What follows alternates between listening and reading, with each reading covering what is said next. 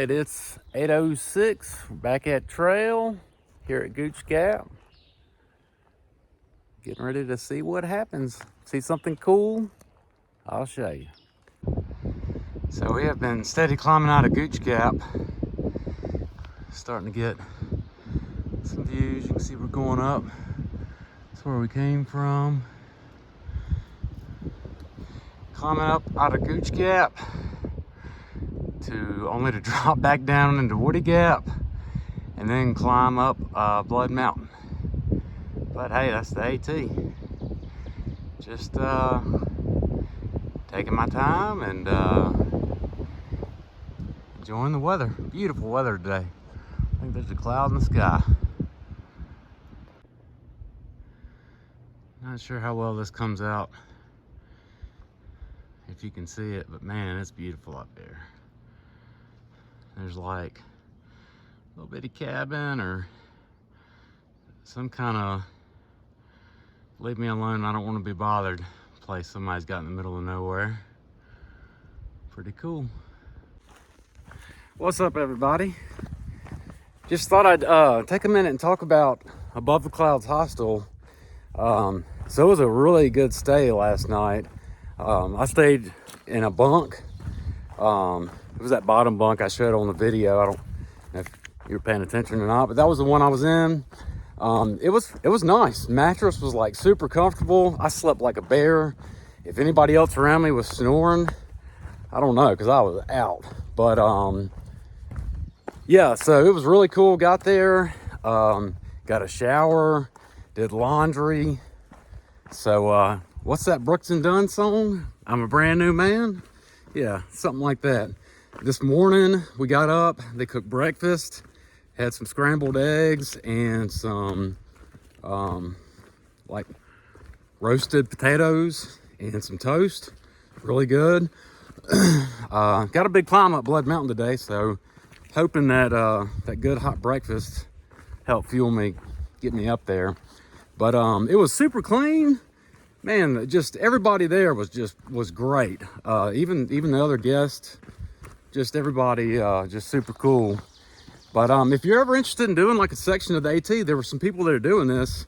They have some kind of deal where, and I have no idea what it costs, but you come in like one evening, stay the night, then they shuttle you to the arch at Amicalola Falls. You hike from there, I think like maybe do the approach trail, and then a little bit they'll pick you up, bring you back to the hostel. Then the next day drop you off at wherever you finished the day before, and you keep working your way up for like 2 or 3 days.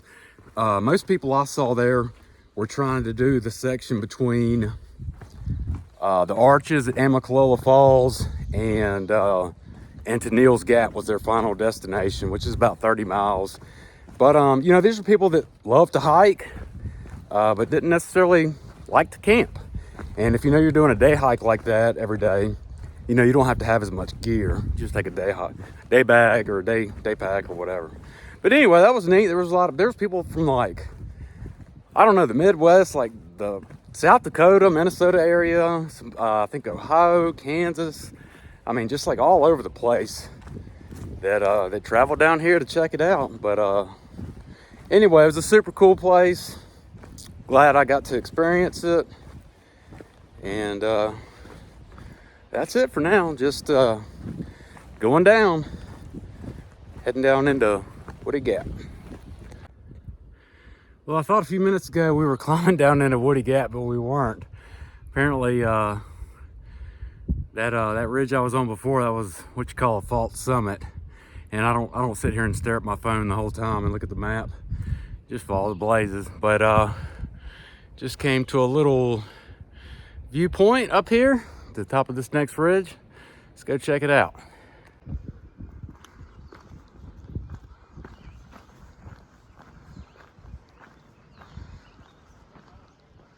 Wow.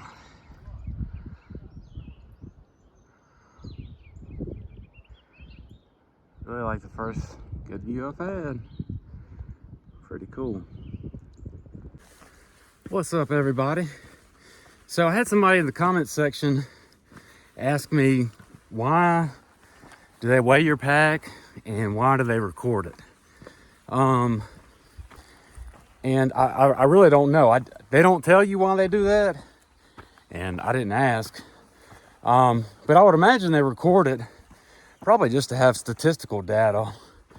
And I would imagine they weigh it probably as a safety precaution. They don't weigh every single person's pack. It's just the people who are registering to through hike to go all the way. And it's a safety precaution. It's to make sure you're not trying to do something and you were just like grossly unprepared and have some kind of crazy pack weight. I can tell you that when I was registering, there was a girl and she was there registering as well, but she probably weighed like maybe 100 pounds, maybe 110 soaking wet. And her pack weight was 50 pounds. Half her body weight probably. And so they were like, no, this ain't gonna work. And so they wouldn't even let her get started without going through her stuff, trying to make adjustments. One thing I did see is she had like a quart zip slam full of Tootsie Roll Pops. They were like, nah, dog, this is gone. So that's why they weigh it. You know, if you want to carry that many Tootsie Roll Pops, great, knock yourself out and do it. As long as you have a reasonable pack weight with them in it. I don't think they check your pack weight like after that once you get started, but really just kind of a safety catch net, I guess. And then also there's people out here that work for the ATC. They're called Ridge Runners, and they are professional backpackers. They get paid by the ATC, and they work like 5 days a week, all day long, just like most folks. And they're assigned a section of trail, and that's what they do. They go up and down that trail, checking on people, helping anybody if they need help. But they'll pull you off trail if they think that you're a danger to yourself. You're gonna get yourself hurt. You're just not making it, kind of thing. For your benefit, but also for like first responders benefits, because something happens, there's people that have to come get you, and so they try to prevent that. But I've met one already. Her name was Lily. She was super cool. I met her on trail in between Springer Mountain parking lot and Stover Creek shelter. I have not personally witnessed anybody be taken off trail, but some of the people around me have, just for like various reasons, I guess. But anyway, so lots of safety nets out here. Of course, they can't prevent everything, but they try to do what they can. And so yeah, so that's why they weigh your pack, I guess. And I'm sure they keep up with it as like a stat. Talk to you later.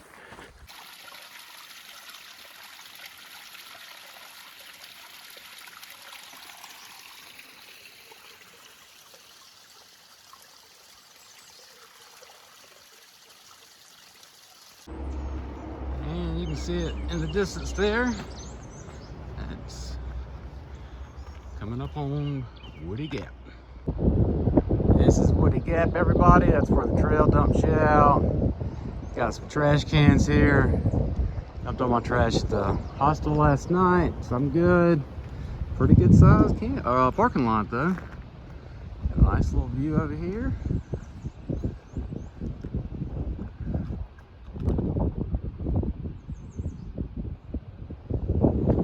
Looks like the trail picks back up right across the parking lot. Talk to y'all in a bit. There's chips there. Okay, thank you so much. Got trail magic going on at Woody Gap.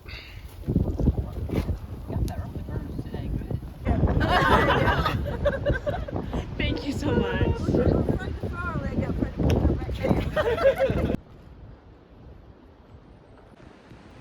So yeah, that was my first trail magic back there at Woody Gap. Super cool.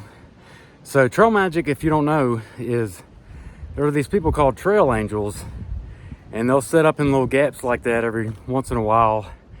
And man, they had hot dogs, Cokes, carrots, apples, potato chips, whatever, you know, any of that kind of stuff. So we stopped and took a break with them, talked to them, and had us a hot dog and a Coke. Super cool people. There's some ladies from Indiana who decided to come down and do trail magic here in Woody Gap. But one lady said she'd done about 500 miles of the AT in the past sections, like the Whites, the Grayson Highlands. She said basically she was doing the parts of the AT that were, you know, there was something to see, like the most beautiful spots, and I guess that's how she chose to do her sections. I don't know, but super cool people, very nice, and yeah, so that's what that was all about. Talk to y'all later. What's up, everybody? This is not Blood Mountain. We're not there yet, but man, look at the view. Just climbed up here.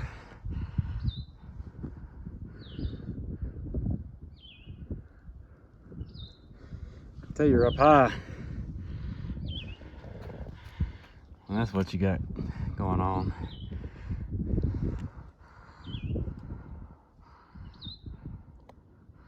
Pretty neat. What's up, everybody? So yeah, I'm stopping here to take a pack break. Done about 2.5 miles since Woody Gap. I think I'm starting to get into a groove.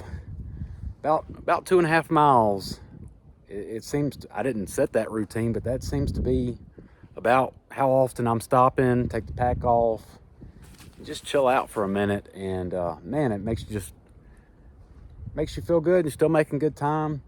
Out here by myself, so I'm hiking about 2 or 3 miles an hour. I'm like stopping at all the views and you know, checking out the trail and just taking my time. Dale, who I've been hiking with, we've been kind of like I caught him at Woody Gap, and I'm sure I'll catch him again here in a little bit. But you know, he's out here training. He's already through hiked the AT, and so he's trying to, I guess, do it as quick as he can, or maybe that's just how he hikes. I don't know. But you know, it's like a once in a lifetime type thing for me. So I'm not in any hurry, and mileage wise, we'll probably end up doing the same mileage today. Just I don't know, he'll finish first, but hey, you know, the rule of thumb for a through hiker is the last one to Katahdin wins, right? Most time on the trail. So anyway, I'm just out here enjoying myself. Talk to y'all later. Would like to take a minute, just kind of clear the air on something. Good buddy of mine, probably my best friend, Golson, been on my mind a lot today, this morning. Well, Golson accused me of having some type of premeditated plan where I was like meeting a female at the trailhead for this, and I was going on some type of love affair out here and meeting some girl. He had it all worked up. I don't know. Well, Golson, this is for you, buddy. It's just me out here. Me and the good Lord. Thinking about you, man. Talk to you later.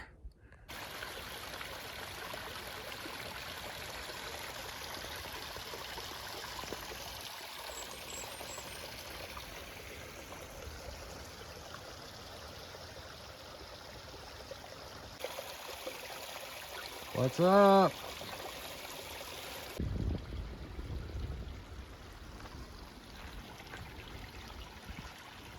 There's the trail. Get a little area. Let's go.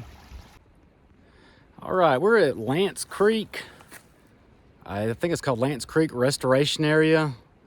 Lance Creek tent site. if you're northbound, this is your last opportunity to camp without a bear can or a bear vault until you get to Neels Gap.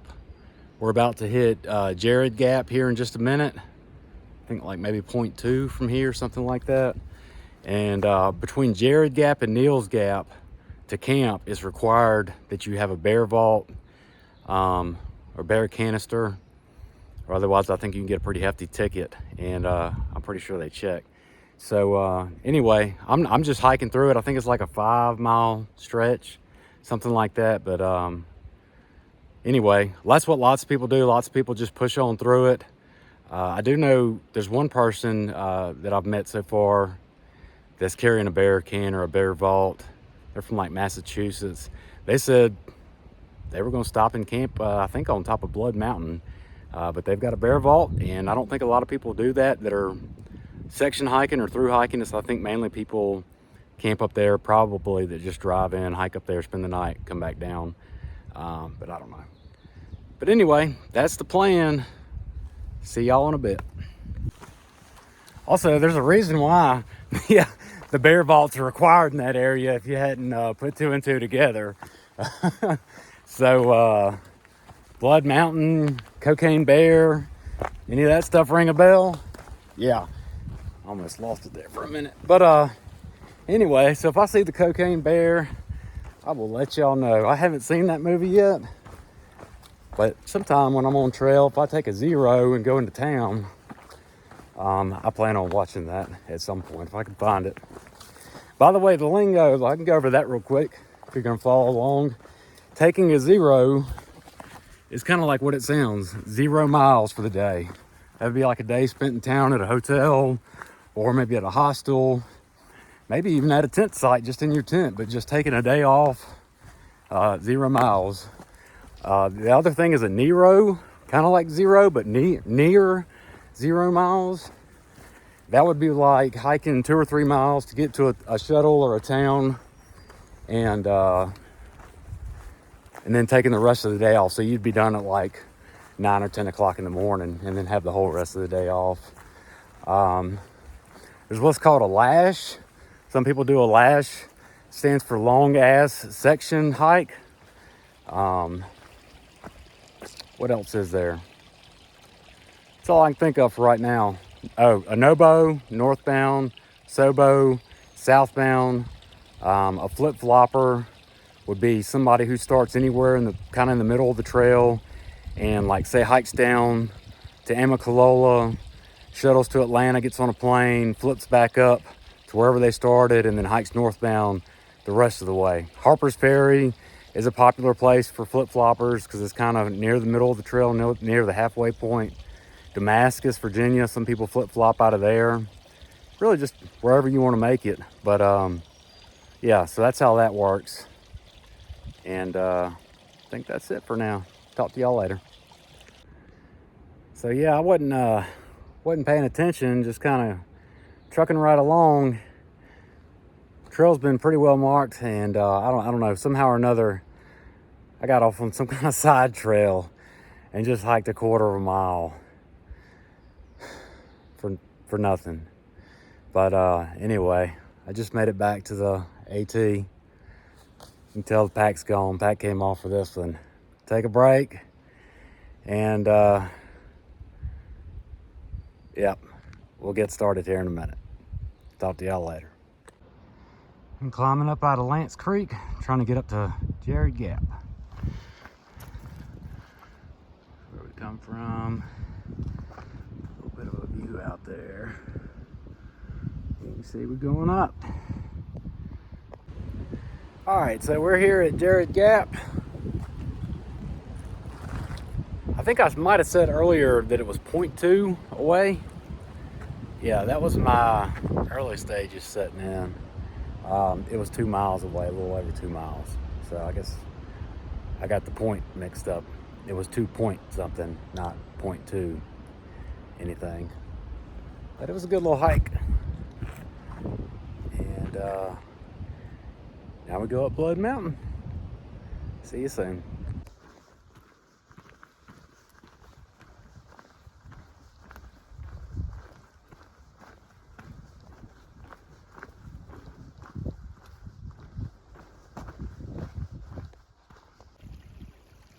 Ladies and gentlemen, please place your trays in the upright position and fasten your seat belts as we prepare for takeoff. Starting to climb up Blood Mountain. What's up, everybody? So climbing up Blood Mountain, it's really not that bad. Like, it's the same stuff I've been hiking up the last couple of days. So I don't know where it gets such the notorious reputation from, but I don't know. Maybe if you park your car at the bottom and climb up, it's tough or something, but I don't know. You can see the trail that's going up, that's behind me. Pretty much the same stuff as the last few days. Talk to you later. Some of this, it's not too bad. Kind of like climbing a flight of steps. Getting close. It's a lot more technical. You start making your way up. A lot more rock scrambles that I didn't capture. But anyway. What's up, everybody? We made it to Blood Mountain. There's the shelter here. Let's check it out. Do it. What's up, guys? What's going on, man? Hey. Picture time. That's it. A couple other hikers up here on Blood Mountain.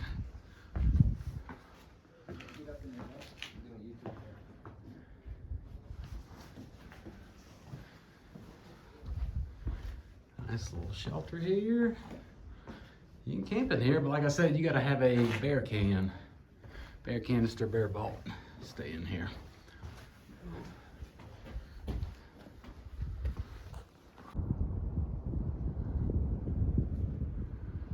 a view from Blood Mountain.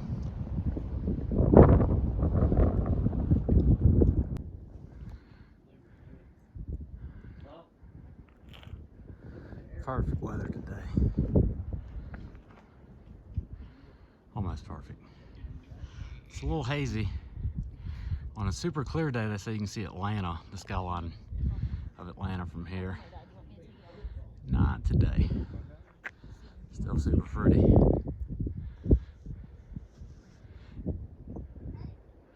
No cocaine bears yet, folks. Still gotta get down though. Talk to y'all later.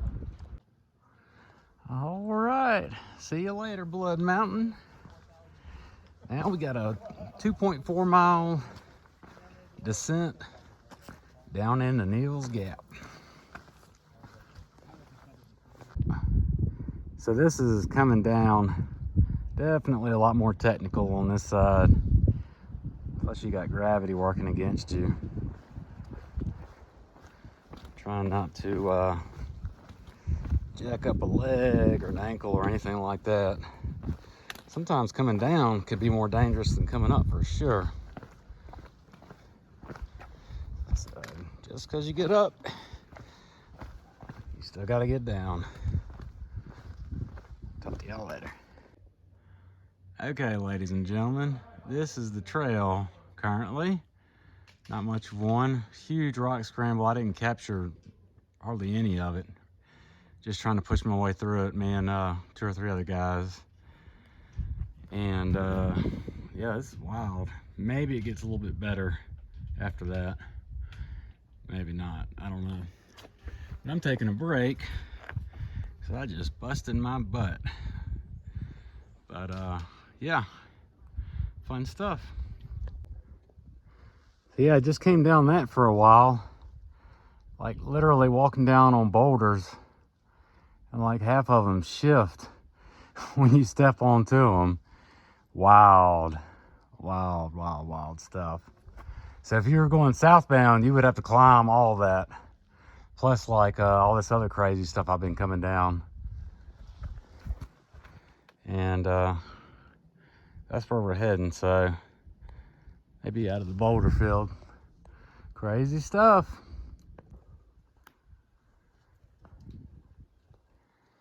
Pretty little area.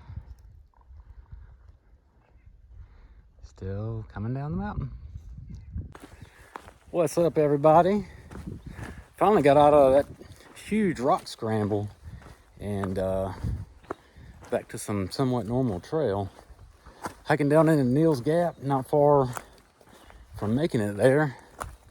I took a tumble back there in the rock scramble, but nothing to write a country song about or anything like that. Be all right.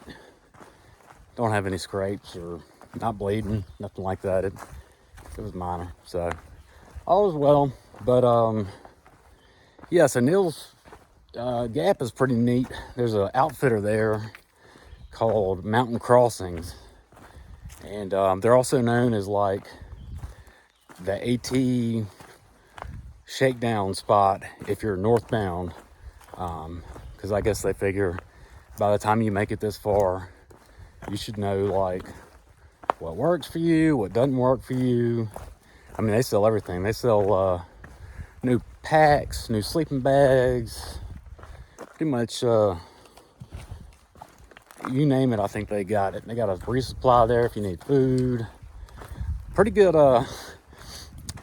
business idea or business thing they got going on. So the AT actually runs directly through part of their building. Like, you have to go through their building on the AT to get to the other side. Not through like their store. I'll show you when we get there. And I've only seen videos of it. I haven't seen it myself in person, but yeah, so we'll check that out. But yeah, what a deal, huh? So anyway, I'm gonna get down here. That'll make it like a 14 something mile day. I don't know, there were some other guys I was talking to back there about camping down here. Talked to Dale earlier. He wants to push past here and go like a mile north of there, stay at a little tent site. So that could be a possibility. Really don't know. So we'll get down here and we'll figure it out. Talk to y'all later. Goodbye, Blood Mountain Wilderness. It's been fun. Pretty cool views. I don't know if y'all can hear the highway out there, but we are here at Neels Gap. I would say we're coming in hot, but we're not. We're more like coming in, I don't know, granny gear with the Jake brake on, coming down this mountain. Talk to y'all later.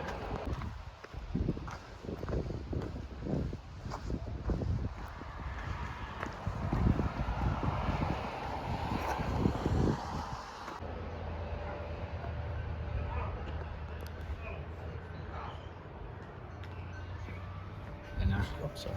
You good?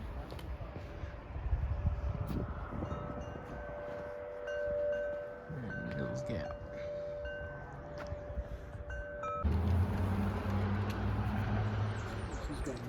What's up? Hey! Oh, I was like, I didn't know if he was on FaceTime with somebody. This is me right here tonight, folks. Nothing too fancy, just some bunks. What's going on, everybody? So I'm here at Neels Gap, staying at, so I got here and Dale was supposed to meet me here, but he's nowhere to be found. I don't know, maybe that dude's in like Tennessee by now or something. Anyway, not really worried about it. May run into him tomorrow or something, who knows. But anyway, I'm staying here in Neels Gap tonight. Mountain Crossings has a super cheap hostel, like no frills, just a bunk.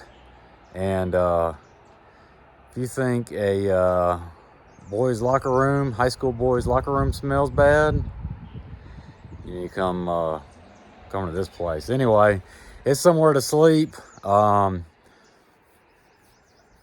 We had talked about going past here another mile. I don't know if that's what he did, because he wasn't here when I got here. But anyway, there are some really cool people here that I've been hiking with also today. Just kind of bumping into, you kind of bump into people as they take breaks, and then you might take a break and they'll catch back up to you, that kind of thing. So there's one guy here from Sweden. He flew to the US to come hike. And there's another guy here from Germany. Super neat guys. And the guy from Sweden actually said, according to him anyway, I don't know if he's an expert on this, but said my last name is Swedish, and even pronounced it to me the way it sounds over there or whatever. But I'm not gonna try to do it for y'all. But anyway, just we're just gonna hang out. So went from Gooch Gap today to Neels Gap. It's a 14.4 mile day. Feeling good. Appetite is good. Just had the yellow curry mountain house meal. Never had that before, so I was a little leery, but it was delicious. It actually had some vegetables in it, which vegetables out here are kind of hard to come by. So it was good. I've been eating. There are some people out here that are not doing so hot and not eating dinner. None of that can be good, but yeah, that's what's going on with that anyway. But I'm doing good. Don't have any blisters or hot spots, so my feet are holding up, doing good. Don't have any sore ankles or anything like that. My shins were sore coming down off Blood Mountain, but I guess that's to be expected. They feel fine now. So anyway, just checking in. That's a wrap for today. And tomorrow when I get up, we have to be out of the hostel by 8:30. And I just barely got to peek around in the store here before they closed for the day. But anyway, I'll look around in there in the morning, try to find something for my kids, send that to them. I don't know. No promises, kids, if you're watching this. But we'll see how it goes, and talk to y'all later. Night.